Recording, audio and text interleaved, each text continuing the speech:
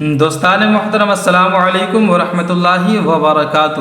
مرنے کے بعد شوہر اپنی بیوی کا چہرہ دیکھ سکتا ہے یا نہیں، یا پھر اسے کاندھا لگا سکتا ہے یا نہیں، یا پھر اس کی قبر پر مٹی ڈال سکتا ہے کہ نہیں؟ ناظرین کرام، چلیے میں اس ویڈیو کے اندر میں آپ کو ان 3 سوالوں کا جواب دینے والا ہوں، اور انشاءاللہ تعالی آپ کو انشاءاللہ تعالی آپ کو پرکیف اور سکون بخش جواب دوں گا۔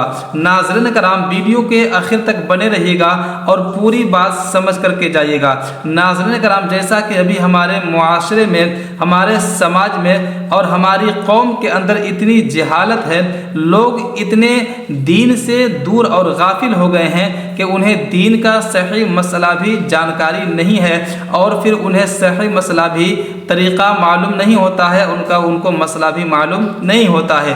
ناظرین کرام، جس کی بدولت یعنی جہالت کی وجہ سے اگر کسی کے یہاں کسی کی بیوی کا انتقال ہو جاتا ہے تو جہالت کی وجہ سے اس شوہر کو اس کی بیوی کا چہرہ بھی نہیں دیکھنے دیتے، اور پھر اسے کاندھا بھی نہیں لگانے دیتے ہیں، اور پھر اسے قبر کے اوپر مٹی بھی ڈالنے سے منع کر دیتے ہیں، روک دیتے ہیں۔ تو ناظرین کرام، ویڈیو کے آخر تک بنے رہیے گا اور ساری پوری بات سن کر کے جائیے گا۔ انشاءاللہ تعالی تشفی بخش جواب دوں گا، انشاءاللہ تعالی آپ کو صحیح مسئلہ بتانے کی کوشش کروں گا۔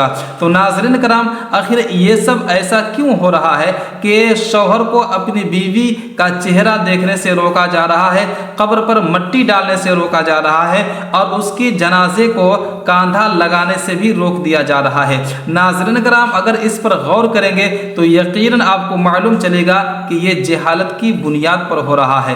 ہمارا معاشرہ اور ہماری قوم کے لوگ دین سیکھنے میں انٹرسٹ نہیں رکھتے، دین کو سیکھنے سمجھنے کی کوشش نہیں کرتے، اور وہ لوگ دین سے اتنے دور ہو گئے ہیں کہ اپنے ائمہ مساجد سے صحیح مسئلے کی جانکاری لینے کی کوشش بھی نہیں کرتے، مفتیان کرام، علماء کرام سے رابطہ نہیں کرتے، کانٹیکٹ نہیں کرتے، اور صحیح مسئلہ پوچھنے کی کوشش بھی نہیں کرتے ہیں۔ تو ناظرین کرام، یقین جانیں، یہ جو ہمارا دین اسلام ہے، یہ خوبصورت اور پاکیزہ دین ہے۔